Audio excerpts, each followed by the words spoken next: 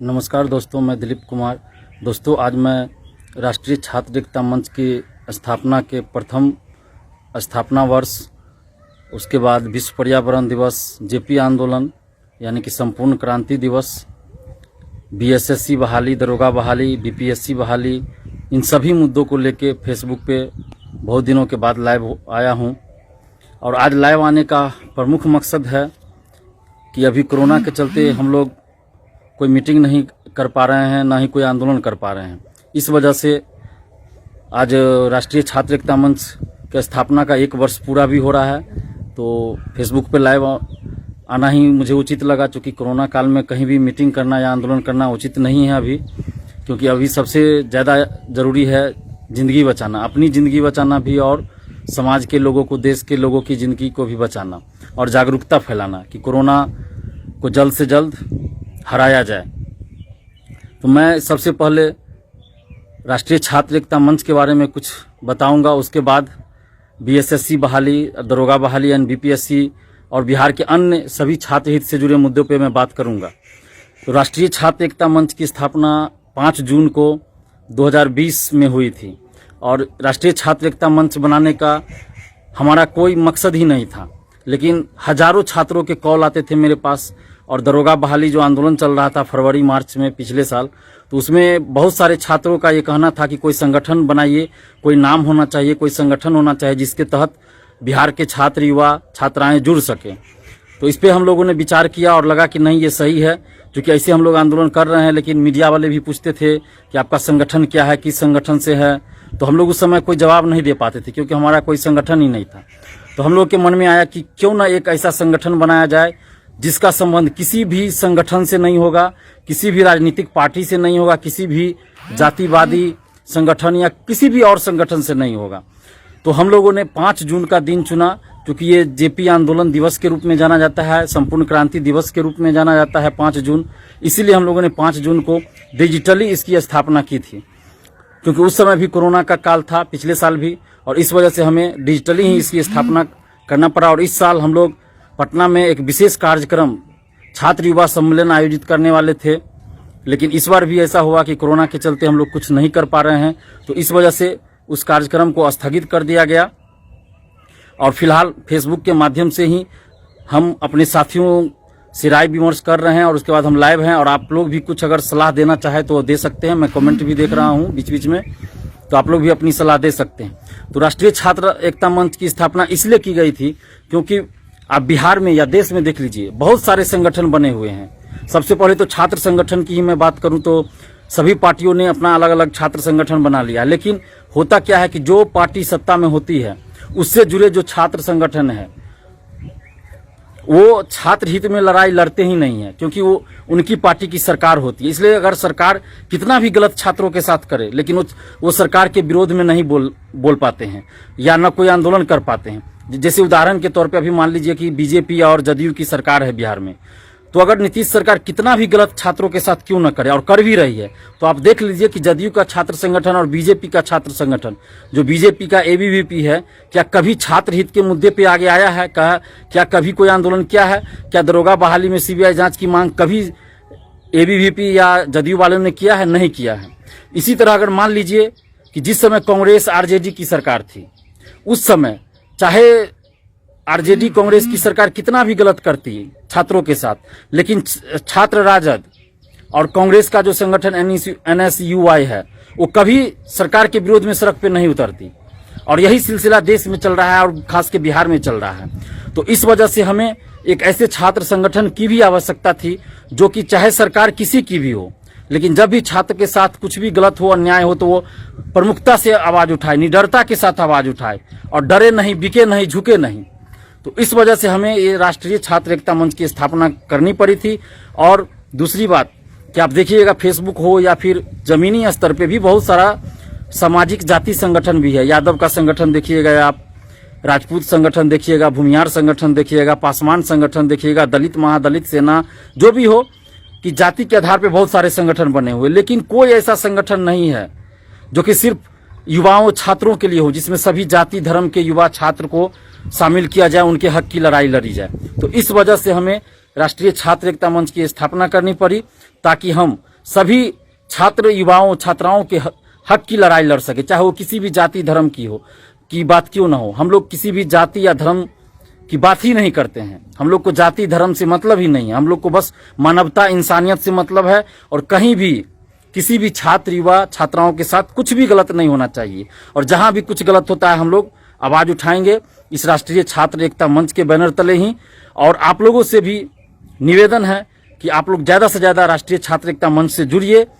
जो फेसबुक पे ग्रुप भी बना हुआ है राष्ट्रीय छात्र एकता मंच, इंग्लिश में नेशनल स्टूडेंट यूनिटी फोरम, उस फेसबुक ग्रुप से आप लोग जुड़िए ताकि हमारी ताकत और भी बढ़े। क्योंकि जब तक हमारे पास ज्यादा संख्या बल नहीं होगा तब तक हमारी ताकत ज्यादा नहीं होगी, और हमारे पास जितनी ज्यादा संख्या होगी हमारी ताकत उतनी ज्यादा बढ़ेगी, और सरकार को भी हमारी बातों को उतनी जल्द माननी पड़ेगी। तो ये हुआ राष्ट्रीय छात्र एकता मंच की स्थापना हम लोग क्यों किए थे इसके बारे में बताया आपको। और इसी राष्ट्रीय छात्र एकता मंच के बैनर तले 11 फरवरी 2021 को हम लोगों ने पटना में महाआंदोलन किया था, जो 11 सूत्री मांगों को लेके था। लेकिन उसी आंदोलन के दरमियान मुझे गिरफ्तार करके जेल भेजा गया था, आप लोगों को पता ही होगा, और 15 दिनों के बाद मैं जेल से बाहर आया था। तो इसी राष्ट्रीय छात्र एकता मंच के बैनर तले हैं। और इसका इतना दबाव पड़ा सरकार पे इस राष्ट्रीय छात्र एकता मंच का कि सरकार को लगा कि अगर दिलीप कुमार को अरेस्ट नहीं करेंगे तो ये आंदोलन और ज्यादा फैलता जाएगा और रुकेगा नहीं। इसलिए मुझे अरेस्ट करके जेल भेजा गया और 15 दिनों के लिए जेल रखा गया। बहुत सारा केस लाद दिया गया, बहुत सारी धाराएं लगा दी गई जो कि नहीं लगाना चाहिए, वैसी धाराएं लगा के और जबरदस्ती एक तरह से समझिए लोकतंत्र की हत्या करके, लोकतंत्र का मजाक उड़ा के 15 दिनों के लिए मुझे जेल में रखा गया। खैर मुझे जेल में रखा गया, उससे मुझे कोई गिला शिकवा नहीं, उसके लिए मुझे कोई अफसोस भी नहीं है, क्योंकि जेल जाने के बाद मैं और ज्यादा मजबूत हो चुका हूं और जेल में मैं बहुत सारी योजनाओं को बना चुका हूं। लेकिन उस योजना को लागू करते, लेकिन कोरोना आ गया, आप देख ही रहे हैं, उसके वजह से हमें उस चीज को भी अभी स्थगित करना पड़ा। और बहुत सारी चीजें ऐसी थी जिसे हमने सार्वजनिक अभी तक नहीं किया है और उसे हम सार्वजनिक करेंगे भी नहीं अभी, क्योंकि अगर पहले सार्वजनिक कर देंगे तो सरकार फिर उसे दबाने की कोशिश करेगी। इसलिए हमारा बहुत सारा प्लानिंग है, बहुत सारी योजना ऐसी है जिसे हम सार्वजनिक नहीं करेंगे। लेकिन हाँ, जो भी छात्र हमसे जुड़े रहेंगे, छात्राएं हमसे जुड़े रहेंगी, उन लोगों को पता चल जाएगा फोन के माध्यम से, मैसेज के माध्यम से, या फिर फेस टू फेस कांटेक्ट। जैसे हम लोग यूनिवर्सिटी कॉलेज जाएंगे तो वहां आपको पता चल जाएगा कि हमारी आगे की योजना क्या है। क्योंकि बहुत सारी चीजें ऐसी होती है जिसे सार्वजनिक नहीं करना ही उचित होता है। चूंकि आप देख रहे हैं कि बिहार में सरकार अब लोकतांत्रिक सरकार नहीं है, ये तानाशाही सरकार है, अहंकारी सरकार है, जो हर परिस्थिति में अपनी मनमानी कर रही है और अपनी बात को मनमाना चाह रही है। अगर आप उसके अगेंस्ट कुछ भी बोलते हैं तो आप पे कार्रवाई की चेतावनी दे दी जाती है। लेकिन हम लोग उससे डरने वाले नहीं हैं और हम लगातार संघर्ष कर रहे हैं और आगे भी करते रहेंगे। और दिलीप कुमार पहले भी कभी झुका नहीं किसी के सामने, न बिका न डरा, और आगे भी न तो हम झुकेंगे, न किसी के सामने डरेंगे, न ही किसी के सामने बिकेंगे, क्योंकि हमको किसी भी पद या पैसा का लालच नहीं है। हमें अगर लालच है तो सिर्फ इतना कि छात्र युवाओं के साथ अन्याय न हो, प्रतियोगी परीक्षाओं में धांधली न हो, ये जो आरसीपी टैक्स के रूप में पैसा वसूला जाता है वो बंद हो, हम ये चाहते हैं। और इसीलिए हमारी लड़ाई है। और ये एक बात ध्यान रखिएगा आप लोग भी कि संघर्ष जितना ही कठिन होगा, जीत उतनी ही शानदार होगी। और हम लोग जीत के करीब है, चूंकि ये कोरोना आ जा रहा है बार बार। पिछले साल भी हम लोग जब गांधी मैदान में रैली करने वाले थे होली के बाद, उसके बाद लॉकडाउन लग गया कोरोना के चलते, तो साल भर उस साल चला गया 2020। फिर 21 में जब हम लोग सुगबुगाहट हुआ, एक आंदोलन किए, उसके बाद फिर करते, लेकिन फिर होली और ये कोरोना के चलते फिर हम लोग को ये स्थगित करना पड़ा। लेकिन आगे हम एक बड़ा छात्र आंदोलन, बड़ा छात्र रैली करेंगे जिसमें लाखों छात्र शामिल होंगे। बस आप लोगों का साथ चाहिए। और उसमें हमारा मुद्दा कुछ ऐसा, कोई भी एक मुद्दा ऐसा नहीं होगा जो किसी जाति से संबंधित होगा, किसी धर्म से संबंधित होगा या किसी पॉलिटिकल पार्टी से संबंधित होगा। हमारा मुद्दा सिर्फ और सिर्फ बिहार के छात्र युवाओं से संबंधित होगा, जो छात्र के हित में होगा। और वो आप देख ही चुके हैं, जो हमारा 11 सूत्री डिमांड था वही हमारा आगे भी रहेगा। उसमें 2-4 मुद्दे और जुड़ जाएंगे, लेकिन हमारा मुद्दा उसमें से बहुत सारा मुद्दा रहेगा और भी सारे मुद्दे जुड़ेंगे। तो हम आगे भी आंदोलन करेंगे, बस आप लोग हमारा साथ दीजिए। और आज विश्व पर्यावरण दिवस भी है, राष्ट्रीय छात्र एकता मंच का प्रथम स्थापना दिवस है और जेपी क्रांति दिवस, संपूर्ण क्रांति दिवस, क्योंकि आज ही के दिन 5 जून को जेपी ने संपूर्ण क्रांति का नारा दिया था। और वो आंदोलन, जेपी आंदोलन भी था, वो किसी राजनीतिक पार्टी का आंदोलन नहीं था, वो सिर्फ और सिर्फ छात्र आंदोलन था जिसमें और भी बुद्धिजीवी लोग, समाजसेवी लोग जरूर शामिल थे, लेकिन प्रमुख रूप से वो छात्र आंदोलन था जिसका संबंध किसी भी पॉलिटिकल पार्टी से नहीं था। और हम लोग भी उसी राह पे चल रहे हैं कि हमारा भी संबंध किसी पॉलिटिकल पार्टी से नहीं है, हमारे आंदोलन का संबंध किसी पॉलिटिकल पार्टी से नहीं है, हमारा संबंध सिर्फ और सिर्फ बिहार के छात्र युवाओं से है। और जेपी आंदोलन के चलते ही आप देखें कि सत्ता परिवर्तन हुआ, तानाशाही सरकार का अंत हुआ, तो अभी भी वही वक्त आ गया कि अभी भी तानाशाही सरकार आ गई है, तो हमें भी उस तानाशाही सरकार को मिटाना है, हटाना है। तो फिर से एक बड़े छात्र आंदोलन की जरूरत है बिहार में, ताकि आप देख लीजिए कि केंद्र में वैकेंसी बंद है। आप देखिए एसएससी बैंकिंग का पहले कितना वैकेंसी आती थी हर साल, बिहार से हजारों लाखों छात्रों को जॉब मिलता था एसएससी बैंकिंग में, रेलवे में। लेकिन आप देखिए रेलवे, एसएससी बैंकिंग सब में जॉब वैकेंसी आना बंद हो चुका है, जो भी पद है उसको समाप्त किया जा रहा है। आप देख लें धीरे धीरे। तो फिर बिहार के युवा जाएंगे कहाँ? आपको सरकारी नौकरी मिलने वाली कहाँ है? केंद्र में तो इसे भी बंद हो रहा है, सारा पद खत्म किया जा रहा है, निजीकरण किया जा रहा है बैंक का, रेलवे का, सब कुछ का। और रही बात बिहार की, तो बिहार में भी नीतीश सरकार जो है इतना तानाशाह हो गई है, इतना भ्रष्ट हो गई है कि बिना पैसा का कोई नौकरी ही नहीं हो रहा है।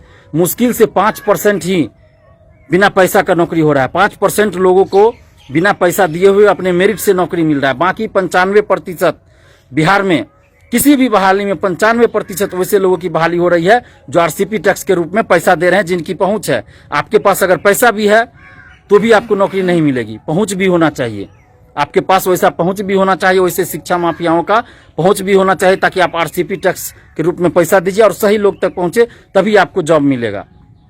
तो रही सिर्फ आपको बाहर आपको जॉब मिलने वाला अब है नहीं, बहुत कम। पहले जिस तरह से रेलवे, एसएससी बैंकिंग में बिहार के छात्र छात्राएं बाहर जाके जॉब लेते थे, अब सेंट्रल सरकार ने तो वैकेंसी ही बंद कर दिया है निजीकरण के नाम पे। तो अब आपको बिहार में ही जॉब लेने की कोशिश करनी होगी। और बिहार में जो भी वैकेंसी आती है उसमें आप देख रहे हैं कि धांधली पे धांधली हो रही है, महाधांधली हो रही है। और बीएसएससी का तो 7 साल से कोई वैकेंसी ही नहीं आया। 7 साल पहले जो वैकेंसी आई उसको अभी तक फाइनल ही नहीं किया गया है। तो सबसे जो जरूरी है बिहार में अभी, वो सबसे ज्यादा जरूरी है शिक्षा माफियाओं पे कार्रवाई, पेपर लीक पे रोक और धांधली पे रोक। ये सबसे ज्यादा जरूरी है, क्योंकि जब तक ये नहीं रुकेगा, वैकेंसी आती रहेगी, जाती रहेगी, आप हर वैकेंसी में तैयारी करते रहिएगा, नए नए कोचिंग ज्वाइन करते रहिएगा। आप खुद एनालाइज कीजिए, खुद अपने आप में सोचिए कि आपके अगल बगल कोचिंग में या कहीं भी देखिए कि हर बहाली में कितने लोगों को जॉब हो रहा है मेरिट से। आप खुद इस बात को आप फील करते होंगे, अनुभव करते होंगे कि आपके कोई मित्र बताए होंगे कि उनका सिलेक्शन सेटिंग से हुआ है, पैसा दे के हुआ है। बहुत सारे छात्रों ने ही मुझे बताया कि मेरा फ्रेंड जो है सेटिंग से करवा रहा है। तो आप लोग खुद इस बात से हमसे ज्यादा जानते होंगे, क्योंकि आप लोग कोचिंग क्लास में जाते हैं तो वहां पता चलता होगा आप लोग को। छात्र ही बताते होंगे कि कौन सेटर है और कितना पैसा में कौन सेटिंग करा है। ये सारा बात कोचिंग संस्थानों में छात्रों के बीच होती है, चाय दुकान पे होती है, पटना में खास के। तो आप लोगों को ये सोचना है कि आप लोग उस सिस्टम का हिस्सा बनेंगे या फिर उस सिस्टम के खिलाफ लड़ाई लड़ेंगे।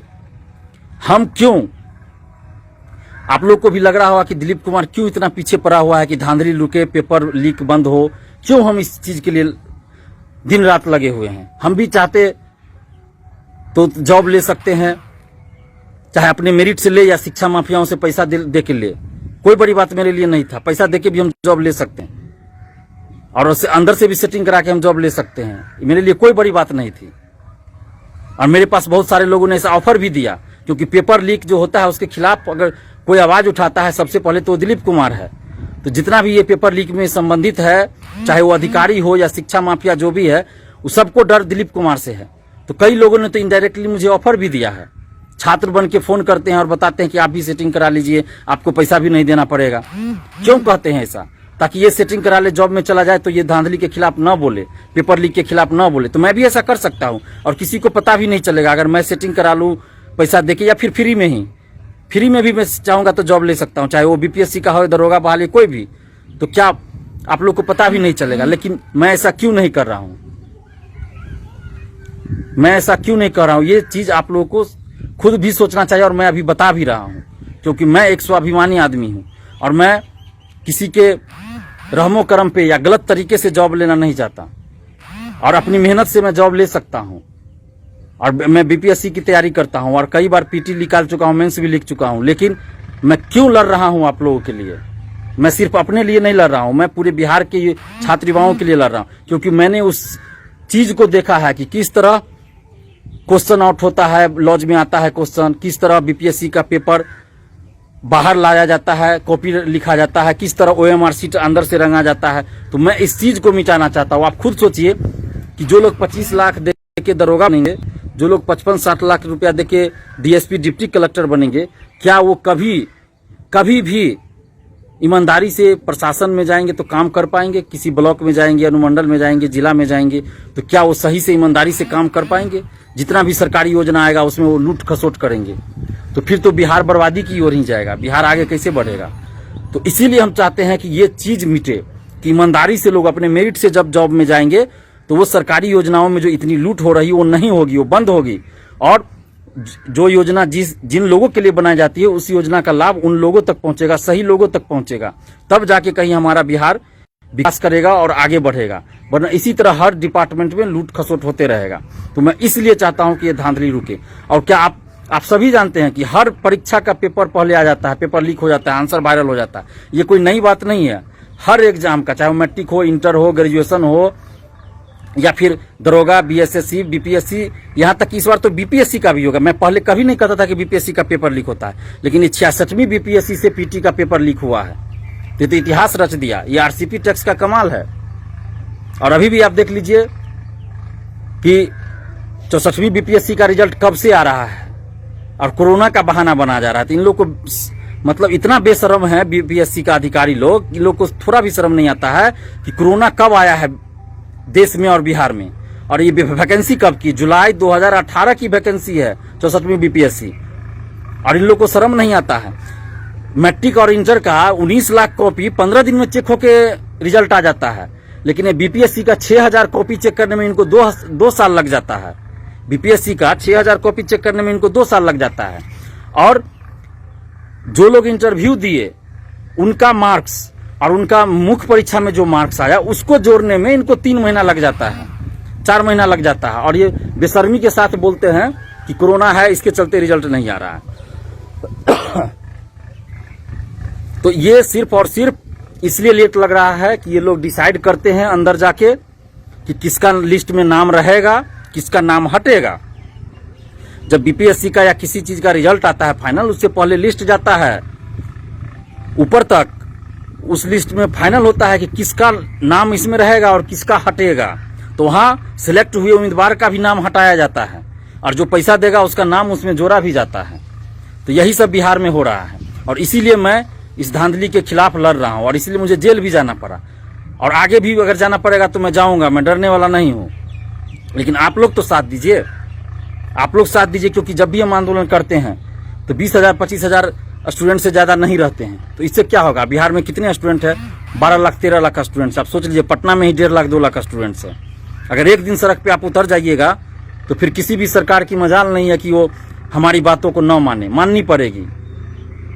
तो प्लीज इसीलिए आप लोग और जितने शिक्षकगण हैं उनसे भी हम विनती करते हैं, प्रार्थना करते हैं कि प्लीज आप लोग भी क्लासरूम में, यूट्यूब चैनल पे, फेसबुक के माध्यम से इन सब चीजों को छात्रों के बीच रखिए। हम ये नहीं करें कि आप सरकार पे कोई आरोप लगाए, क्योंकि आप शिक्षक हैं तो आप सरकार पे डायरेक्ट आरोप नहीं लगाइएगा तो आप पे कार्रवाई होगी, आपको इस बात का डर होगा, हम समझ सकते हैं इस बात को।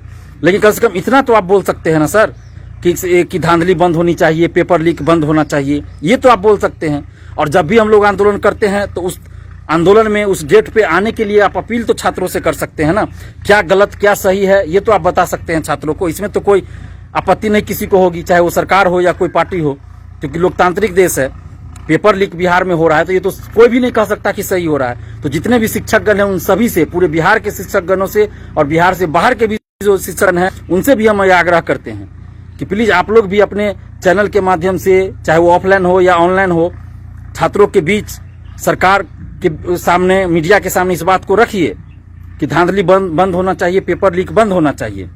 लाइव बिहार यूट्यूब पर सब्सक्राइब और फेसबुक पर लाइक जरूर करें।